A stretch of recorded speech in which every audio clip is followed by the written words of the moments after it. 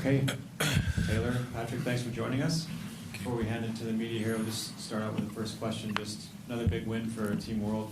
Taylor, your thoughts on the match? Yeah, I thought I came out playing really, really well, and I felt like Andrey definitely upped his level in the second.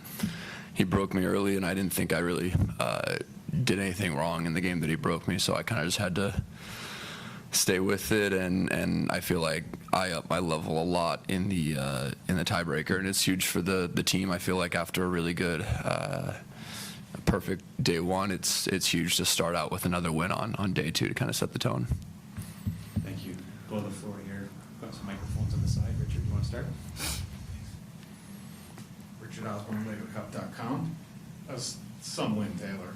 You got to be pretty proud of that one. I know you're not one to say that you're a team leader, so to speak, but it felt like that today in a way. Just talk about how you approached that match and how you felt on the court. You know, I think yesterday all the guys played really well. I thought Ben and Francisco played like extremely well. So, you know, I felt that, and I wanted to come out on court and also kind of show what I can do. And I think it definitely motivated me to play a really good match and kind of prove why I am the highest ranked, and definitely not like you said, not a team leader. You know, John's our captain and our leader, but yeah, I just felt great. I hope it looked as good as I thought it looked on the court, because I felt like I played really well. Patrick, we could just talk about that too, about how you view him as a team leader. You're probably more likely to say it than he is. Well, he is. I mean, he's been on the team a number of years, and you know, it's fun to watch these guys over a period of time develop, you know, and I'd obviously seen Taylor since he was a teenager, so to see him come into the team, and he did great. You know, I remember he had a huge win over Team, I think it was his first match or first Laver Cup, and he plays great in this environment. And I think that is a sign of a great leader, that, you know, not only does he inspire the other guys, they all push each other, but when it's his time and the bell rings, you know, he's always ready to go.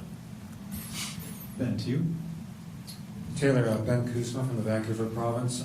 Like you said, you didn't really do anything wrong today. You're down 4-1 in the second set. What are you thinking at that time?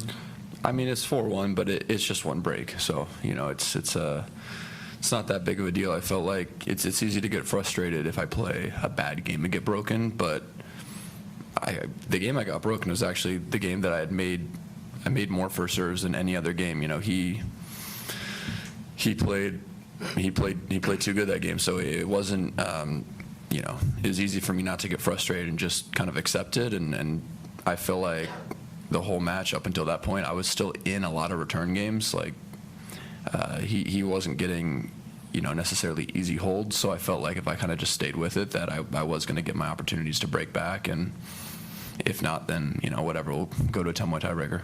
76% of first serves, but you also had 14 points, one at the net, and you seem to have this great arsenal of shots and the little touch, the tap to get to tiebreak.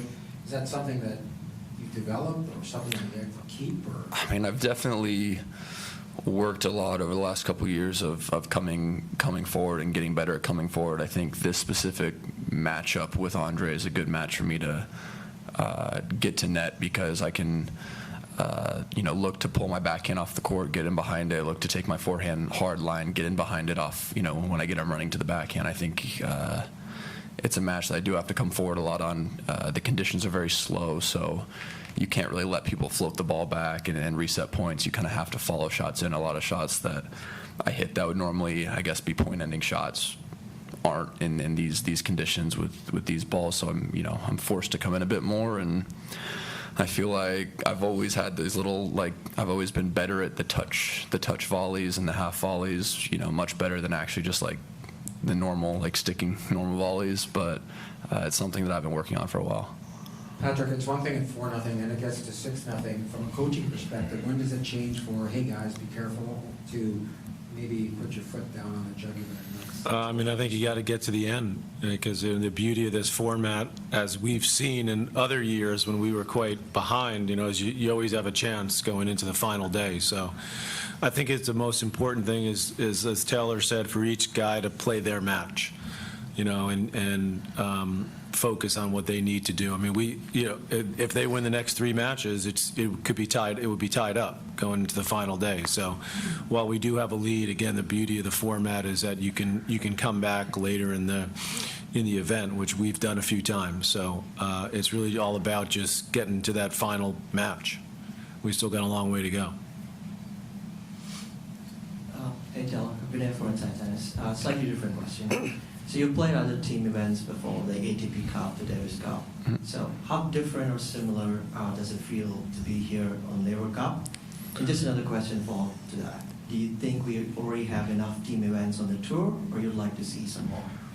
I mean, I guess I could be a bit biased towards it. I'd like to see more because I love team events. I feel like my record in team events is really good. I play much better in team events. I feel like when I have I guess like a team to play for, get more pumped up, and I love it, and I think that Laver Cup's an amazing event, and it is a similar feel to other team events, and at times, like especially like I guess something like last year when Roger's retiring, and we're looking on the other side, and it's Novak and Roger and Rafa and Andy. It's something like that feels different, I guess, from the other events. But the thing they all have in common is that team energy. I feel always more, I guess, fired up to play when I'm playing for, whether it be Team World or Team US or whatever it is.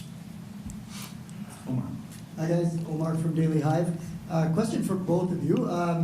You probably noticed that Steve Nash and Dirk Nowitzki were flanking Roger Federer over there. How nice is it to play in front of those guys? Did you get a chance to speak to them?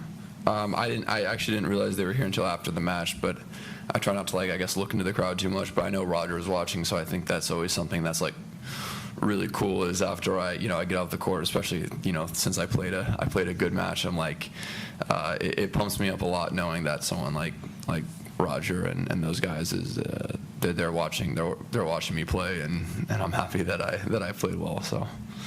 Well, it got me inspired maybe it was the last year or so to go watch highlights of them playing, in their prime, because I just did see them actually in the hallway just as I came over here, and they're great guys, great tennis fans.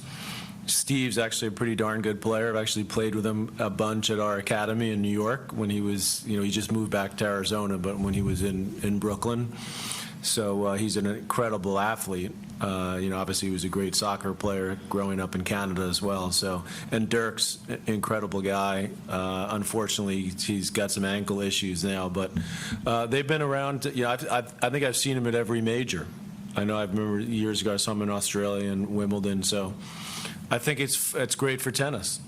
Seeing guys like that come around and appreciate the sport, and we were, Francis and I were, as we were watching Taylor, we were talking about his step away jumper for Dirk, the greatest step away jumper. And then Milos, I said he's got to be the best big man shooter of all time. And he said, well, what about Durant? I said, well, Durant's a great scorer, but is he a better shooter than Dirk? I'll leave that to you. Craig, to you. Taylor, that was double Dutch on what you were just saying for an Australian. Taylor, Craig Gabriel, Laver Cup. You just touched on things like drop shots and things, half volleys rather. Have you put in extra work on that aspect? No, like I said, I actually feel like the feel and touch shots are actually something that I've always done well. I've just never really, I guess, used them enough. You don't really get to see the half volleys because I don't come into net that much. So I think it catches people off when I'm, sometimes drop shotting and hitting those touch and feel shots well. But I feel like genuinely that's, I'm the first to say I'm bad at a shot. I'm extremely hard on myself. Genuinely, those shots I've always had. I'm just gotten better at finding the times to use them in matches now. And you also just touched on Roger watching. For you, who would be more intimidating awe-inspiring or whatever if it was Roger, Rafa, Novak, or Novak you watching? Intimidating? I'm not quite sure. I know for me when it's Roger watching, that's probably like what I'd be the most excited about, I guess, of the three of them. I'd probably be the most excited about Roger watching because I just, always looked up to Roger so much, and yeah, I'd love to talk to him and ask him what he thought about the match or about my game. Chris Benner's ATP podcast. Since we're talking a bit about technique, or talking a lot about volleys and half volleys, can I ask you about your backhand? Because you seem to be hitting a couple of one-handed aggressive backhands today. Is that something you're building in, or was that just improvisation? Was that just feeling great at the back of the court? No, it's just improvisation. I feel like I hit oneies in practice sometimes as a joke, but I think it's pretty decent. And I mean, you would have to watch a lot of my matches to catch it, but a lot of times when someone smokes a return and kind of catches it deep to my backhand, I'll hit like a one-e flick because it's much easier than me trying to hit a two-handed pickup. So I mean, it's not anything crazy. I've done it plenty of times before, and I'd say I normally hit it better than the one I hit today, but I got away with the one today. You're not looking to do what Songa used to do, where he had his No. His two-hander's too good to do that. Yeah, I like my two-hander a little too much to start doing it. It's more of just an improvisation when I need to kind of just like pick one up off the baseline if I get rushed after like a serve or something. Anyone else? Okay. Oh, Craig had one more. Oh, sorry, my apologies, Craig. Taylor, what's more daunting, the catwalk or playing? Definitely playing. It's not too hard to just fast walk in a straight line. Thank you. Thanks, guys. everybody.